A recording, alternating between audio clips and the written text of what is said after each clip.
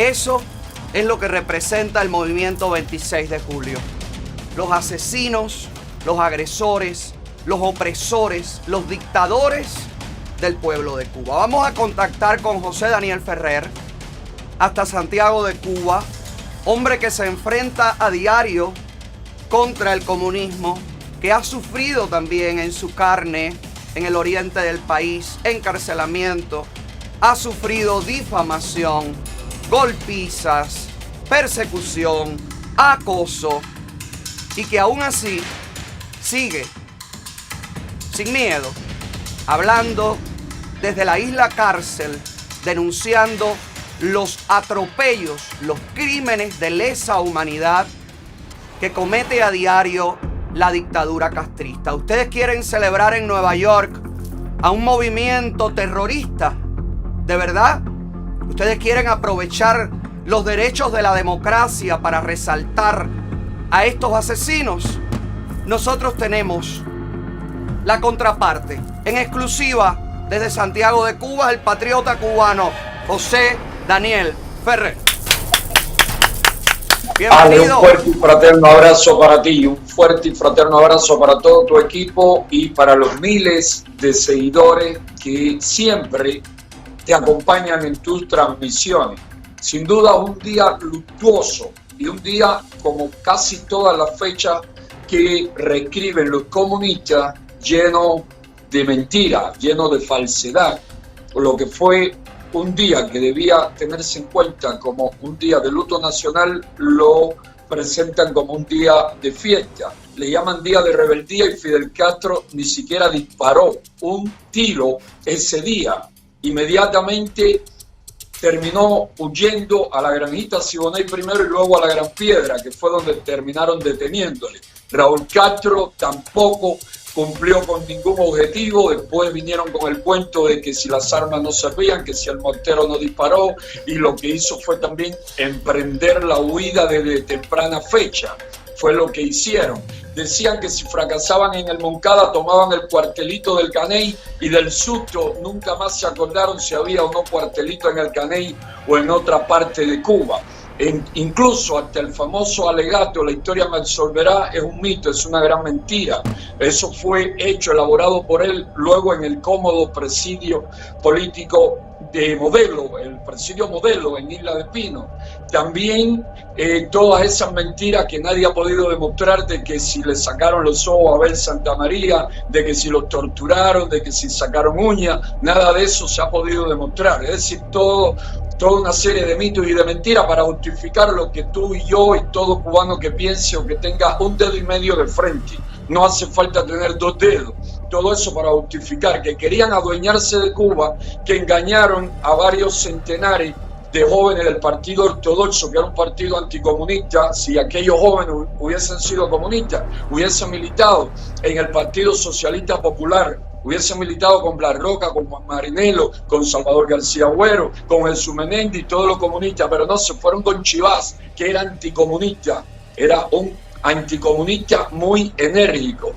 135 para el Moncada, 28 para el cuartel Carlos Manuel de Céspedes, 4 terminan arrepentidos y deciden no venir al Moncada, vienen 131 a atacar el Moncada. Empiezan algunos a asustarse y Ernesto Tisol, por ejemplo, fue uno de los primeros en fingir que se había perdido dando vuelta en Santiago para no entrar. Es decir, que nada de lo que cuentan es cierto. Lo que sí es cierto es el hambre, la opresión, la tortura, los muertos que han venido después, desde el momento en que ellos llegaron al poder. El éxodo masivo, las viejitas y los ancianitos y los niños sin leche, los niños sufriendo acoso, persecución a sus padres por solo decir fue mentira el 26 de julio, fue una estafa lo que vino después, fue un engaño en todo momento lo que propuso. ¿Con qué movió a aquellas personas a actuar contra Batista?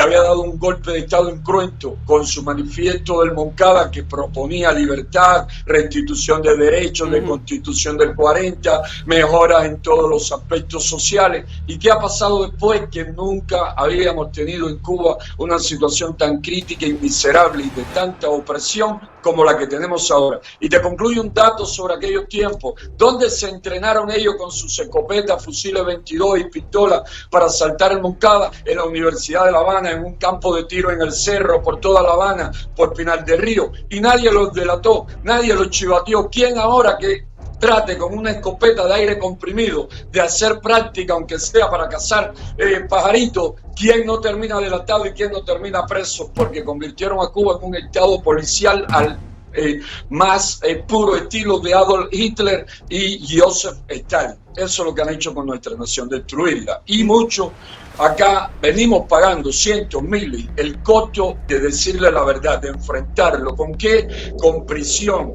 con peticiones de pena de muerte, con fusilamiento, con torturas reales, no inventadas como la que ellos fabricaron después de los sucesos del 26 de julio. Con fusilamientos a la moral, también, Ferrer, fusilamientos a la moral, que es lo que han tratado de hacer contigo.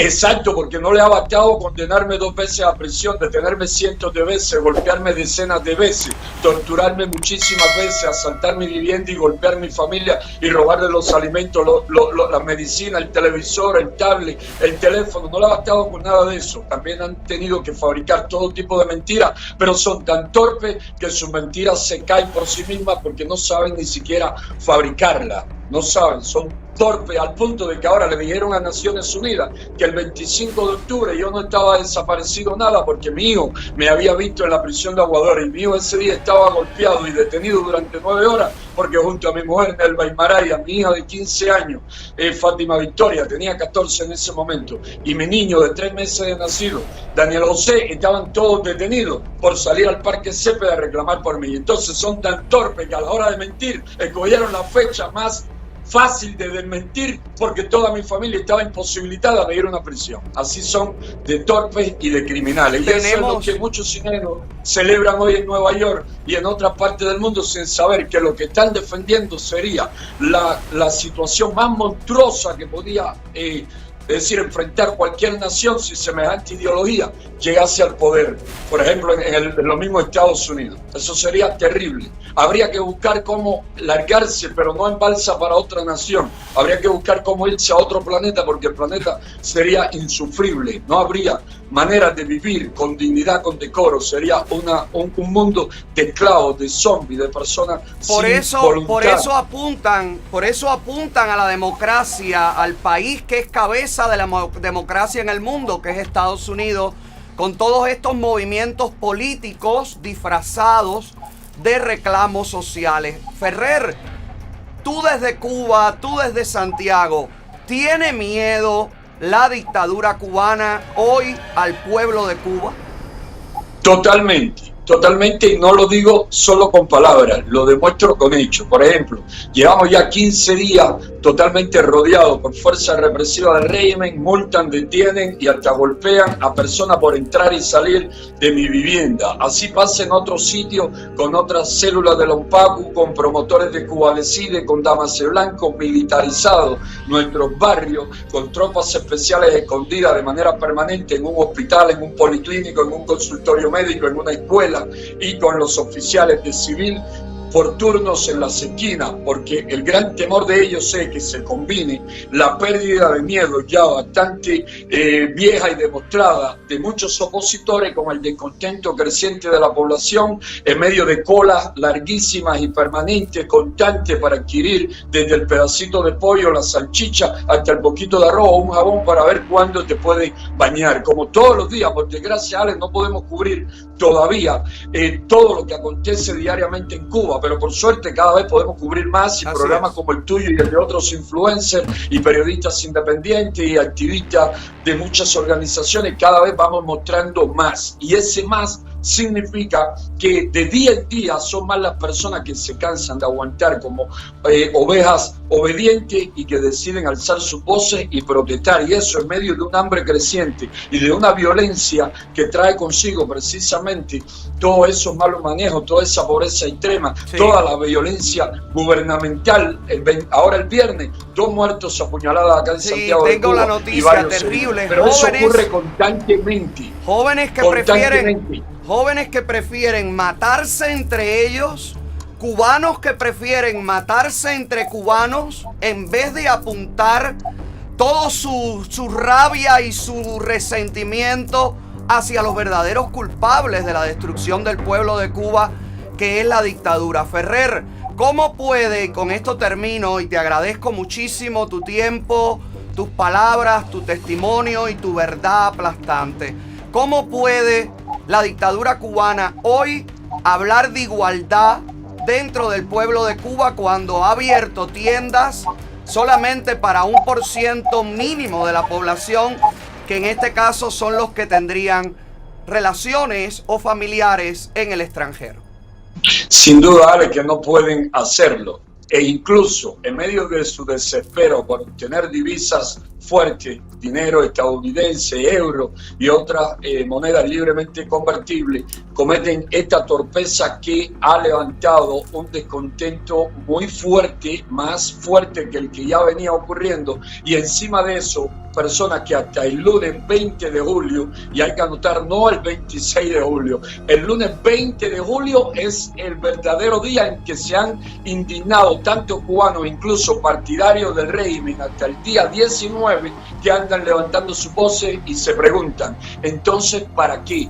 ¿Qué nos ofrecieron? ¿Qué nos prometieron? ¿Qué es lo que nos están haciendo? Ellos y el que tenga dólar estadounidense puede comprar ciertos y determinados productos. Los demás seguimos en las colas en CUC o en las colas para nada, porque no hay nada en CUP. ¿Hasta cuándo? Se están preguntando incluso los de vigilancia del CDR, se lo están preguntando incluso colaboradores del MININ y de la policía política. Nos han estafado, están diciendo mucho, y eso los va arrinconando y eso va contribuyendo a que se profundice el propio hueco que ellos mismos comenzaron a hacer cuando se adueñaron de Cuba como tumba en donde van a quedar para siempre y en donde la historia lo va a olvidar. Y si lo recuerda, es para decirle a los cubanos lo que ellos hicieron, no permitan nunca que se vuelva a repetir. ¡No!